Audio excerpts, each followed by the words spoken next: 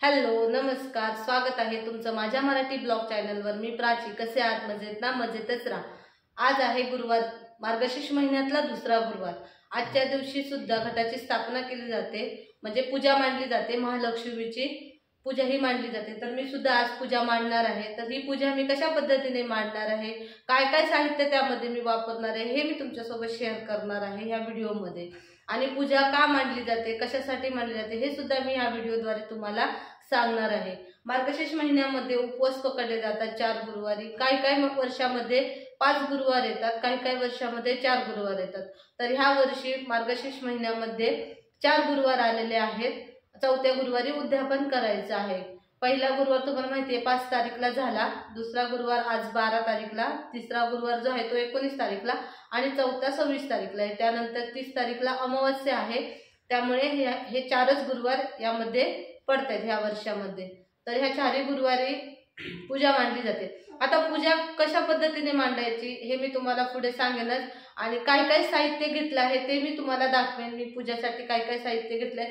पहिल्या दिवशी पूजा मांडण्यासाठी ना बराच उशीर होतो, कारण सगळं जे साहित्य आहे ते गोळा करायचं असतं। त्यानंतर दुसऱ्या गुरुवारपासून काही जास्त वेळ लागत नाही साहित्य गोळा करायला। तर माझी आज बाकीची घरातली देवपूजा झाली, हळदीचं लेपन करून झालं उंबरट्यावर। हळदीचं लेपन कशा पद्धतीने करायचं ह्याचा शॉर्ट पण मी माझ्या चॅनलवर टाकलेला आहे, आणि फुल व्हिडिओ सुद्धा मी गेल्या वर्षी टाकला होता, तो तुम्ही नक्की पाहू शकता। जर नाही समजलं तर मला कमेंट करून सांगा, मी पुन्हा तो व्हिडिओ तुमच्यासोबत शेअर करेन, आणि का केलं जातं हे सुद्धा मी तुमच्यासोबत शेअर करेन। तर आता मी पूजा ही महालक्ष्मीची घटाची घट जो आहे तो मी मांडून घेणार आहे। हा घट जो आहे ना तो महालक्ष्मीचा घट मांडायचा, आणि तो घट जो आहे ना तो वेगळा घट, जो आपण नवरात्रामध्ये 9 दिवस जो मांडतो तो एकदाच मांडला जातो। ह्याला सुद्धा घटच म्हणतात, म्हणजे आमच्याकडे तरी गावाला घट म्हणतात, माहेरी माझ्या। आता इथं काय म्हणतात मला नाही माहिती, किंवा तुमच्याकडे काय म्हणतात हे तुम्ही मला नक्की कमेंट करून कळवा की ह्याला काय म्हणतात ते। तर 12च्या आधी मला पूजा मांडून घ्यायची आहे। असं म्हणतात की 12च्या नंतर शक्यतो पूजा मांडायची नसते। आता 11:30 झालेले आहेत, पण पूजा एकदा मांडायला सुरुवात केली ना नंतर 12 वाजले तरी चालून जातात, पण निदान 12च्या आधी चालू तरी करावी, म्हणजे सुरुवात प्रारंभ जो म्हणतो आपण तो आधी करून घ्यावा, म्हणजे नंतर 12 वाजून गेले तर चालतात। कारण पूजा मांडायची असते, आरती करायची असते, पोथी वाचायची असते, महालक्ष्मीची कथा वाचायची असते, बाकीच्या ज्या काय आपल्या सेवा आहेत, म्हणजे स्वामींचं पुस्तक वगैरे, स्वामी चरित्र वगैरे ते वाचायचं असतं, त्यामुळे उशीर होतो। नंतर परत मला मुलींना शाळेत आणायला जायचं आहे, म्हणून मग मी आता सगळं घर स्वच्छ केलं, सकाळपासून सगळं आवरून घेतलं, आणि घरातली जी मेन पूजा आहे ती सुद्धा करून घेतली। त्यातले जे ह्या पूजेमध्ये मांडायचे जे काही देव आहेत, म्हणजे शंख, कवड्या वगैरे, ते मी साईडला काढून घेतलेले आहेत, आणि आता बाकीची मी पूजा मांडून घेणार आहे। सगळं साहित्य मी पहिलं गोळा करून घेतलं। त्यात मला ना खरं सांगू का, तर ह्या पूजेमध्ये मला सगळ्यात जास्त जी हेल्प होते ना ती माझ्या सासूबाईंची, आईंची, कारण आई मला सकाळी जी पालवी वगैरे लागते ना ते मला आणून देतात, त्यामुळे त्यांची मला खूप हेल्प होते। आणि मग मला ते आणायला जावं लागत नाही, फुलं वगैरे पण मला ते आणून देतात, त्याच्यामुळे तेवढं मला एक होऊन जातं त्यांची मदत। मग त्यांनी सकाळीच मला फुलं वगैरे आणून दिली, पालवी वगैरे आणून दिली। आता मी खाऊची पानांचा वेल जो आहे तो माझ्या दारातच आहे, मी लावलेला आहे, तर तिथली खाऊच्या पानं घेतली तोडून, आणि सगळी पालवी वगैरे मी पाणी आलं सकाळी त्याच्याबरोबर धुवून घेतलं, आणि आता मी ही पूजा मांडायला घेते। तर तुम्हाला पुढे व्हिडिओमध्ये समजेल पूजा कशी मांडायची, काय मांडायची ती। त्यासाठी व्हिडिओ स्किप न करता अगदी शेवटपर्यंत पहा। व्हिडिओ कसा वाटला हे मला कमेंट करून कळवा। व्हिडिओ आवडला तर व्हिडिओला लाईक आणि शेअर करा। चला तर आता आपण पूजेला सुरुवात करूया। पूजेला जे काही साहित्य लागतं ते सगळं मी इथे घेतलंय। तांब्या घेतलाय, त्यानंतर आरतीचं ताट तयार केलंय, दिवा घेतलाय, फुलं घेतलेली आहेत, फळं वगैरे, नैवेद्य, पुस्तक, पालवी, त्यानंतर जो 7 शृंगार लागतो, हे सगळं साहित्य मी एकत्र गोळा करून ठेवलंय। आणि ही तयारी मी सकाळी लवकरच आधी करून घेतली होती। त्यानंतर मुलींचं आवरून मग मी तिला शाळेला सोडून आले। त्यानंतर जिथे आपल्याला पूजा मांडायची आहे तिथली जी फरशी आहे ती मी स्वच्छ करून घेतली, पण मी फक्त तिथलीच नाही तर अख्ख्या घराची फरशी पुसून घेतली। त्यानंतर तिथे मी स्वस्तिक काढलं जिथे आपल्याला पूजा मांडायची आहे तिथे। पण ह्यापूर्वी मी आधी घरातली जी काही पूजा आहे ती सगळी करून घेतली। स्वस्तिकावर हळदी कुंकू वाहिलं, फुलं वाहिली, अक्षता वाहिली, त्याला नमस्कार केला आणि मी जी धरणी माता आहे ना त्या धरणी मातेची परवानगी घेतली की मी इथे पूजा मांडते तर मांडू का असं म्हणून मग मी पूजेला सुरुवात केली। त्यानंतर जो पाट आपल्याला मांडायचा आहे, हो एक सांगते बरं का की हा जो पाट आहे ना तो काळ्या कलरचा नाही आहे तर तो चॉकलेटी कलरचा आहे, त्यामुळे तो तसा दिसतो। तर तुमच्याकडे चौरंग असेल ना तर तुम्ही चौरंग मांडू शकता, पण माझ्याकडे नाही आहे म्हणून मी पाट मांडलेला आहे। हा मोठा पाट आहे तर त्याच्यावर मी तांदूळ ठेवले, कारण तांदळाच्या रासेवरच आपल्याला हा जो घट आहे तो मांडायचा आहे। आणि त्यानंतर इथे मी असं कमळ काढलं, अष्टदल कमळ काढलेलं आहे हे मी, आणि त्यानं तांदळाचंच कमळ काढलेलं आहे असं व्यवस्थित। तुम्हाला दाखवलं जसं मी दाखवले आहे या व्हिडिओमध्ये तसंच तुम्ही सुद्धा काढू शकता हे कमळ। बघा किती छान दिसतंय, मस्त असं दिसतंय हे कमळ, असं काढून घ्यायचं।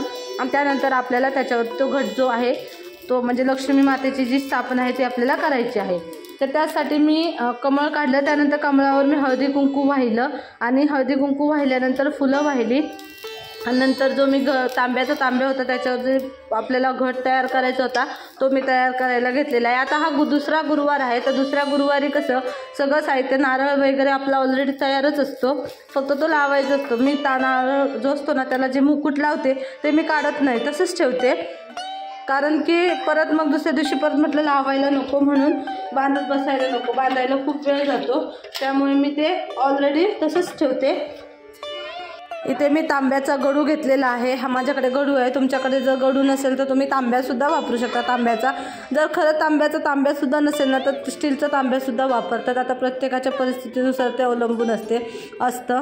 तर मी हे जे तांब्या आहे ना तांब्याचा गडू त्याच्यावर मी पहिल्यांदा स्वस्तिक काढून घेतलं कुंकवाने आणि त्यानंतर हळद आणि कुंकवाचे असे 5-5 मी बोटं उमटवून घेतली आणि त्यानंतर जे पाणी होतं ते पाणी मी अर्ध पाणी भरून घेतलं, त्यामध्ये हळदी कुंकू, अक्षता, दुर्वा, फुलं आणि 1 रुपयाचं नाणं टाकलं आणि नंतर मी ह्याला जी साडी मी नेसवणार आहे ही साडी मी तयार करून घेतलेली साडी आहे। तुम्ही ब्लाऊज पिशवीसुद्धा साडी तयार करू शकता, त्याची पण साडी तयार करता येते। तर ही ब्लाऊज पिशवी साडी जी आहे ना ती मी व्यवस्थित अशी बांधून घेतली आणि हा जो वरती हे जो शेलासारखं बांधले ना ते ना मला आईने आणलं होतं आणि ते मला खूप आवडलं, छान वाटलं म्हणून मग मी ते बांधते तसंच। आणि त्यानंतर मी ह्याच्यावर जी आमच्याकडे ना 5 पालवी लावली जाते, काहींच्या ठिकाणी ना 5 जी पालवी असते ना ती साईडला शेजारी ताटामध्ये ठेवली जाते, पण मी नाही, मी अशी घटामध्येच लावते, त्या म्हणजे तांब्यामध्येच लावते।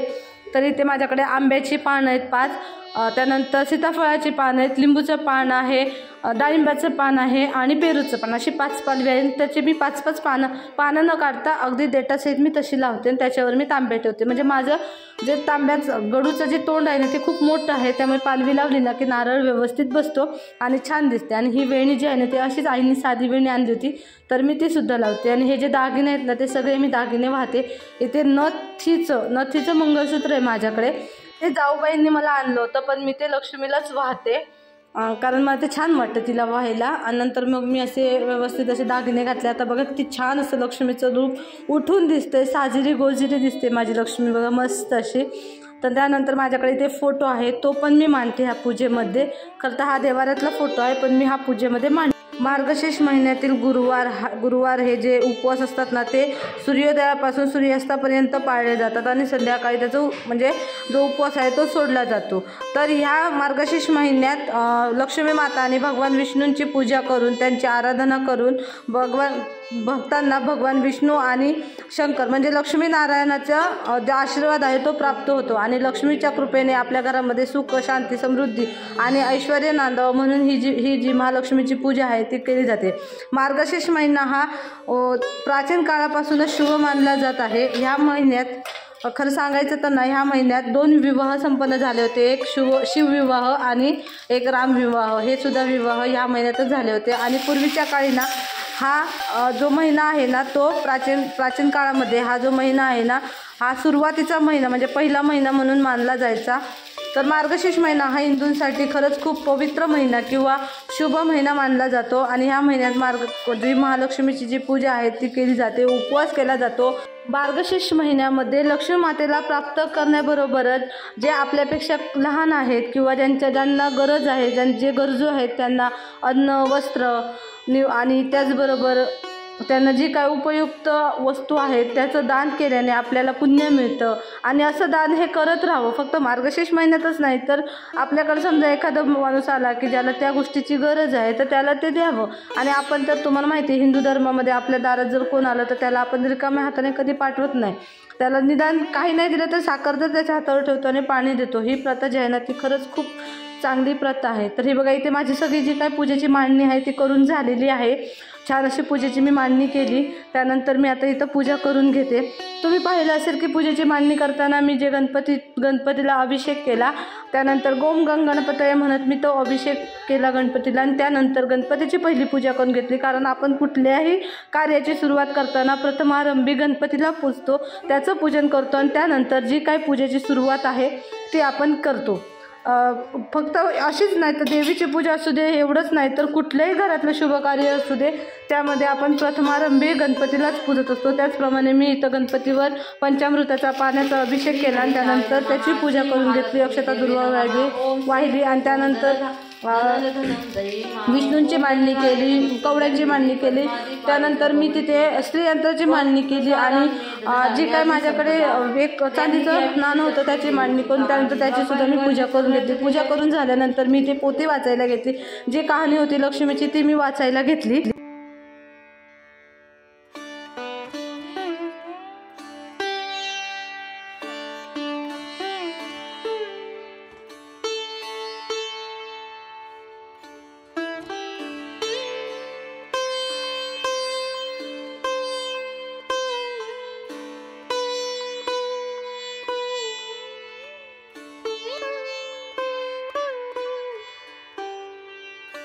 कहाणी पूर्ण वाचून झाल्यानंतर पुस्तक सगळं वाचून झाल्यानंतर मग मी आरती केली.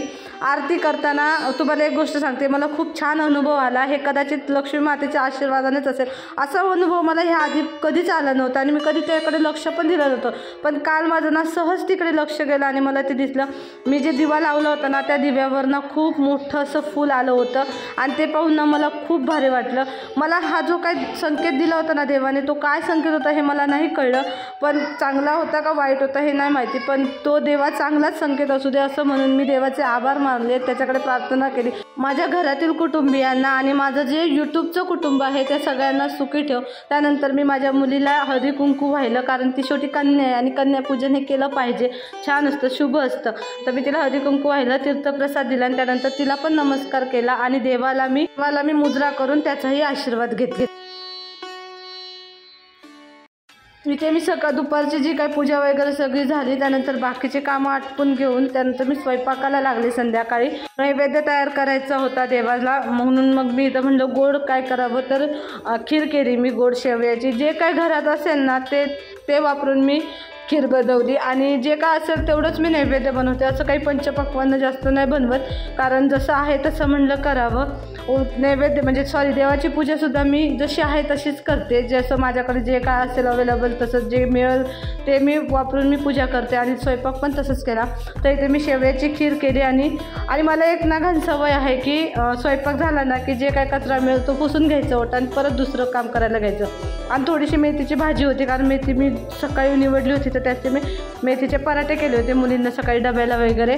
तुम्हाला जर पराठे कसे बनवायचे ह्याचा व्हिडिओ हवा असेल तर मला नक्की कमेंट करून सांगा. मी पुन्हा एकदा तुमच्यासोबत तो व्हिडिओ नक्की शेअर करेन.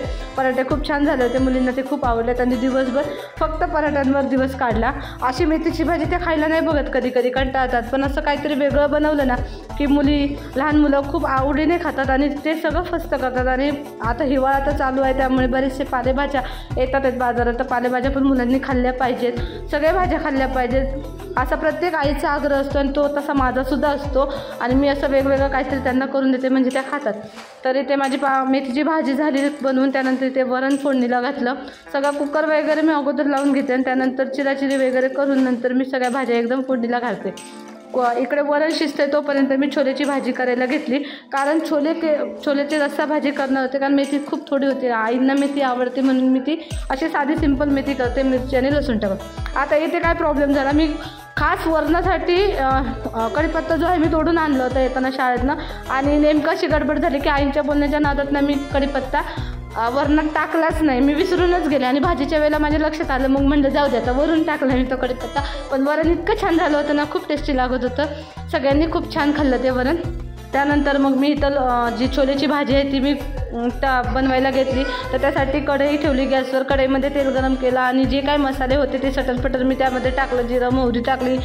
त्यानंतर छोले मसाला होता पण तोही मी टाकायला विसरले, पण तरीसुद्धा छोलेची भाजी छान झाली होती. मी गावच्या पद्धतीत छोलेची भाजी केली होती, छोले मसाला न वापरता. फक्त घरातले जे काही मसाले होते ते सगळे मसाले वापरले होते. हळद, गरम मसाला, घरचा मसाला, थोडीशी मिरची पावडर आणि जिरा पावडर आणि धना पावडर एवढेच मी मसाले त्यामध्ये वापरले होते. आणि मी वाटण जे कांदा खोबऱ्याचं आपलं वाटण असतं ना ते वापरलं होतं आणि ते छान तेलामध्ये परतून घेऊन त्यानंतर जे छोले होते ना ते मी काय केलं होतं, छोले मी मिक्सरला नाही बारीक केले, तर थोडेसे छोले मी तिथल्या तिथंच दाबून घेतले होते मॅशर्सच्या साह्याने. इथे माझ्याकडे लाकडाचा मॅशर्स आहे. जेव्हा आमचा वडापावचा गाडा होता ना तेव्हा गरम गरम बटाटा आम्हाला बारीक करण्यासाठी तो लागायचा, म्हणून तो लाकडाचा आम्ही आणला होता.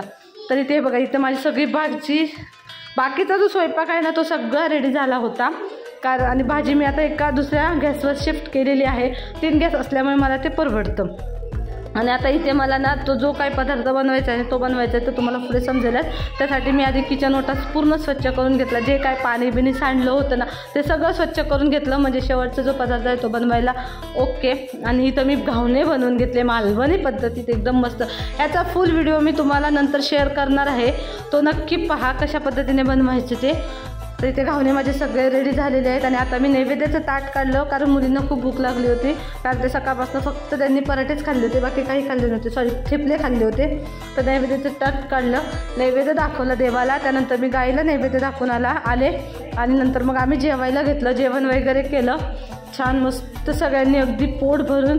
आणि ना खरं सांगू का, स्वयंपाक करणारीला एकच समाधान असतं की सगळी जर पोटभर जेवली ना तर तिला खूप समाधान वाटतं, खूप छान वाटतं आणि तिचंही पोट भरतं. आणि जे काय पदार्थ आपण करतो ना त्याच्यात जर आपलं प्रेम उतरलेलं असलं ना तर ते सगळे पदार्थ खाणाऱ्याला खूप छान वाटतात. तर नैवेद्य दाखवलं, नंतर गाईला नैवेद्य दाखवून आले आणि आम्ही छान जेवलो.